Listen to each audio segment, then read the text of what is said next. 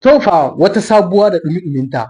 Zunzurutun kuɗi dala na gugan dala kimanin 75,000 kamfanin Arsif na ƙasanmu ta Nijar ƙasa mai albarka ya fitar cewa su ne za ka biya domin ka samu dama da lasisi na ɗora wannan Rufi zone na Starlink a cikin ƙasanmu ta Nijar ƙasa mai albarka. Game da waɗanda ba su sani ba, babban kamfani na cikin ƙasar Nijar wanda yake kula da harkoki na sadarwa ya ce duk wanda yake so ya yi amfani da wannan Starlink a cikin ƙasar Nijar ya ringa ba da haya yana samun dala 20-20. To sai ya biya kuɗi da suka kai kimanin miliyan 5 dabor kafin ya samu izini na dama yin wannan wifi zone.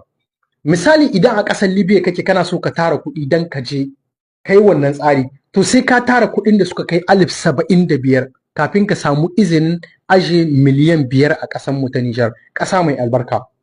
Ga lissafin yadda yake, idan kana aiki alif guda da jine 500 duk wata, sai ka share shekara 4 da wata ɗaya kafin ka samu waɗannan kuɗi miliyan 5 ka tura su a ƙasar Nijar.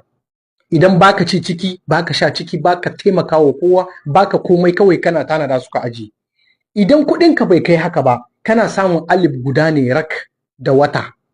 To sai ka share shekara 6 da wata 3 kana neman kuɗi, kana bauta a ƙarƙashin Larabawa kafin ka aje miliyan 5 ka tura su gida don ka je kai Starlink. Shin jama'a masu kallon mu da sauraren mu, anya hukumar da ta ƙirƙiro wanga tsari ta tsaya ta yi tunani don talakan ƙasar Nijar? Maganan da ake faɗa ba sun fito ne don su kama ma Airtel da Zamani da sauransu bane ba, don talakawa su dawo bisa wannan tsari don a kauce ma Starlink. Sai kuma magana na gaba, shin menene yake faruwa a cikin ƙasar Libya? Yau rikici, yau kaza, yau kaza. Da sunan muna da ambassad in Nijar da take a cikin wannan ƙasa ta Libya. Kullun yau akwai magana, 'yan kaso za a fidda su, za a yi musu takarda. Yau rigima, ambassad da ita da ƙungiya na hukun saye. Shin wai ku 'yan Nijar mazauna ƙasar Libya ba ku da wata tsayayyar alƙibla ne wadda za ku zo ku ƙirƙira taku ƙungiya wacce idan an zo an muku abin da ba daidai ba ku kai ƙara a cikin ƙasar mu ta Nijar, ƙasa mai albarka?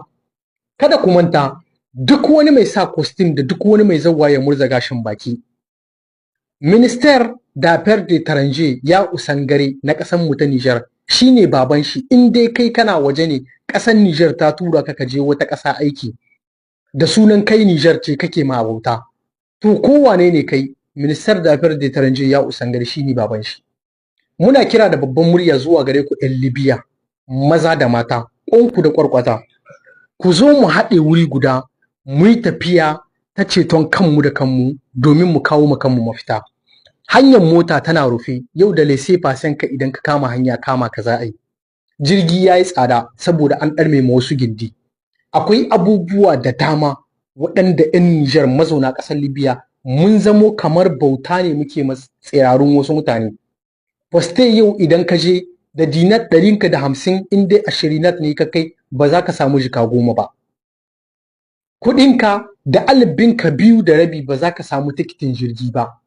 Lese fase ba za ka samu ba. Ka biya kuɗin jirgi sai kai wata 3 wata 4 kana zaune kana jira baka samu tahiya ba. Shin wato menene amfanin waɗanda gare ka a cikin wannan ƙasa da sunan wakilanka?